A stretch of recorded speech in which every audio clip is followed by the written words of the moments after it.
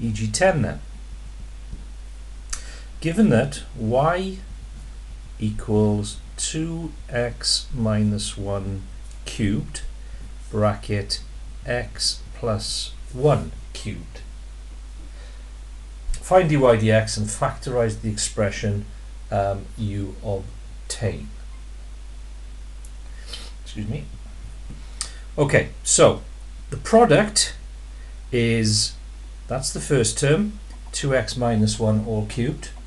That's the second term, x plus 1 all cubed, and they're joined by multiply, so that's your product.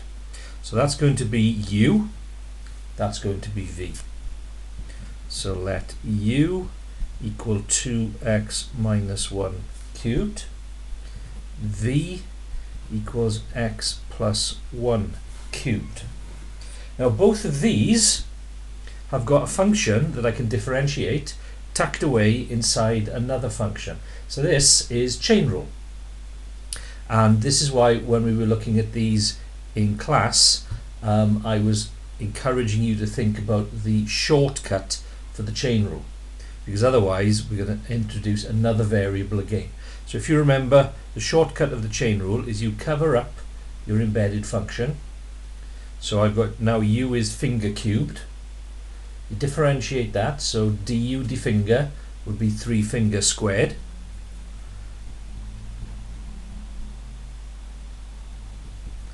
But the finger is in fact 2x minus 1.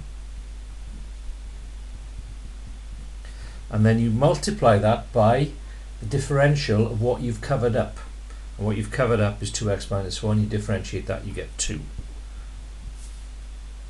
So, and that should be a squared there. So just go through that again. Cover up your embedded function. 3 finger squared, 3 finger squared, multiplied by the differential of what you covered up, which is 2. So du dx will be 6 2x minus 1 all squared. Then we differentiate v with respect to x. Same again. Cover up, so it's going to be 3 finger squared multiplied by the differential of the inside, or what you covered up, which is 1. So dv dx is 3x plus 1 all squared. Using product rule, dy dx is u dv dx plus v du dx. And then we build. So u is 2x minus 1 cubed multiplied by dv dx, which is 3x plus 1 all squared, plus v, which is x plus 1 all cubed multiplied by du dx, which is 6 2x minus 1 all squared. Factorize the expression we obtain. So that's got a 3 and that's got a 6 in, so I can take a 3 out as a common factor. I've got x plus 1 cubed there, and I've got x plus 1 squared there, so I can take out an x plus 1 squared, and similarly I can take out a 2x minus 1 squared. And then that leaves me, from this first term, the 3 has gone, the x plus 1 all squared has gone, so I'm just left with one of those. And then from the second term, I've got a 2, because 3 goes into 6 twice. All of the 2x minus 1 squared is taken out, and one of those is left. So I can do a bit more tidying up there. 3 bracket x plus 1 squared, 2x minus 1 squared, and then here I've got 2x plus 2x is 4x, and then I've got minus 1 plus 2 which is plus 1. So dy dx is 3 bracket x plus 1 all squared, 2x minus 1 all squared, 4x plus 1. And just as before, we can shortcut that. That's my first, that's my second. So dy dx would be first 2x minus 1 all cubed times differential of the second. So that's going to be that differentiated, which will be 3x plus 1 squared times the differential of the inside, which is 1, plus second times differential of the first, which will be 3 2x minus 1 squared times the differential of the inside, 2. So we get straight to that line if you're confident. If you're not confident, certainly until you build your confidence, then lay it out more formally. Part B. Find the values of x for which dy dx equals 0 and determine the nature of the corresponding points. Okay, so B.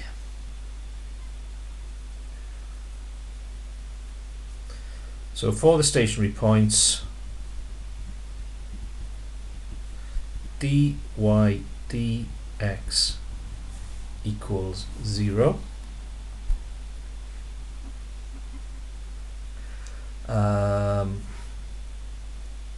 And I've lost where I am here. So 3x plus 1 all squared multiplied by 2x minus 1 all squared multiplied by 4x plus 1 equals 0. So either x plus 1 all squared equals 0, which would be x plus 1. So either x plus 1 is 0, which leads to x equals minus 1, or 2x minus 1 is 0, which leads to x is a half, or 4x plus 1 equals 0, which leads to x equals minus 1/4. So those are the coordinates of the stationary point. What we then need to do to determine the nature is to either differentiate the second time or take points either side. Now, because that is such a monstrous expression, we're going to be better off, although we could expand it out, we're probably going to be quicker to just take points either side. So if we start by taking minus 2 from this one, so take points either side. So when x equals minus 2, if you remember from previous work, if we store that in x, minus 2 store x, so minus 2 is in x. Now the function is this, so it's 3 bracket x plus 1 close bracket cubed multiplied, squared, that should be, shouldn't it? 3 bracket x plus 1 squared multiplied by 2x minus 1 squared bracket 4x plus 1 close bracket. Now it's treating x as minus 2, and that works out to be heavily negative.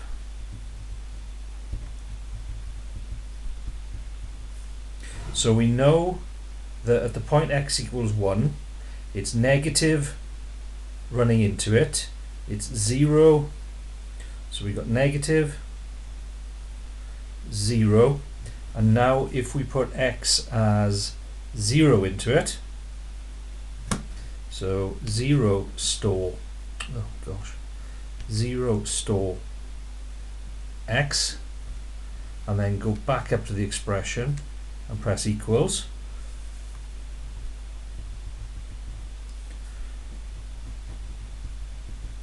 it's positive. So I couldn't see any of that down. So taking the points either side, when x is minus 2, I've got a negative gradient. When x is 0, sorry, when x is minus 1, it's stationary, and then when x is 0, it's positive. So that means that I've got a minimum, sorry, yes, a minimum at x equals minus 1. Then at x equals a half, I know that it's positive at 0, so it's going like that. Then at a half, it's like that. So if I now put in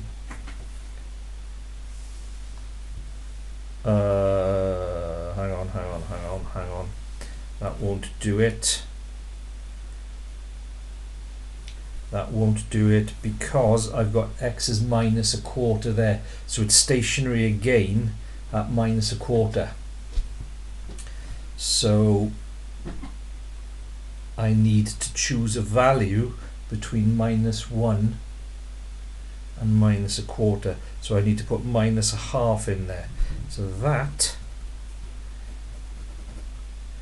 isn't going to be right. So at x at minus 2, I've got a negative gradient. At x minus 1, I've got a 0 gradient. So I'll save that bit because that will come for up there. But I also need to have, say, x is minus a quarter. So x equals minus a quarter. So minus 0.25, store in x. Go back up to my function,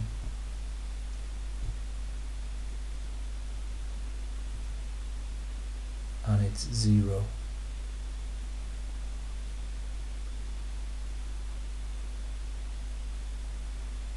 Yes, it is 0. It's minus a half I need to do. It's minus a half. Minus a quarter is a stationary point.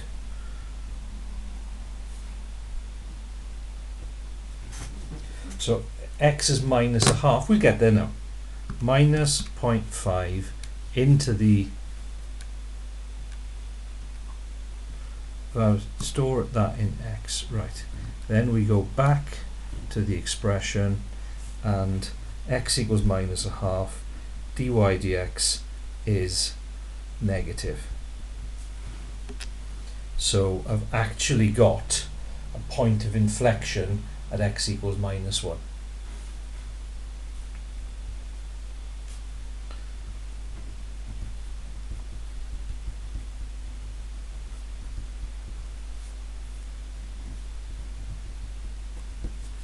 Right, so the point of inflection at x equals minus 1. I know that at x equals minus a half, so if I go on to another bit of paper, so at x equals minus a half, the gradient is negative. So I got a negative. At x equals minus a quarter, I got a stationary point. And then at x equals 0, we've already worked out that dy dx is 3, which is positive. So half, quarter, 0. So therefore it's a minimum at x is minus a quarter. So I've got a point of inflection at x equals minus 1. I've got a minimum at x is minus a quarter. And then the other stationary points at x equals a half.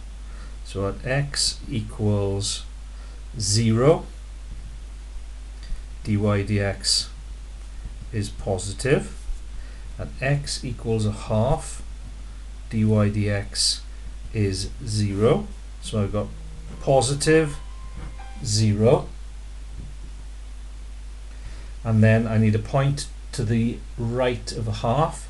So if I choose x equals 1, so 1 store x, and go back to my expression, I get 60, which is positive. So it's a point of inflection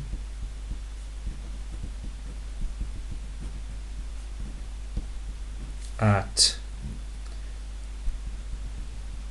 x equals a half. So I've got 2 points of inflection and a minimum value. And we can check that on our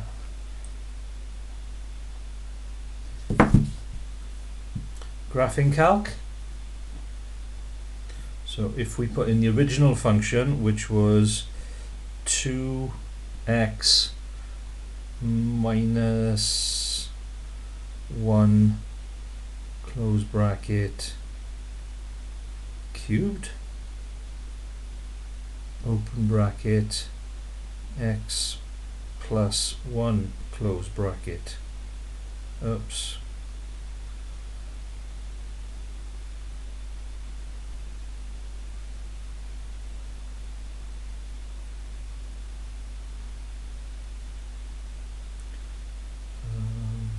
cubed. You can see there, so 2x minus 1 cubed times x plus 1 cubed makes some more space, and you can see there nicely I've got a point of inflection at minus 1, I've got a point of inflection at the half, and I've got a minimum down there at a quarter. So we got there in the end.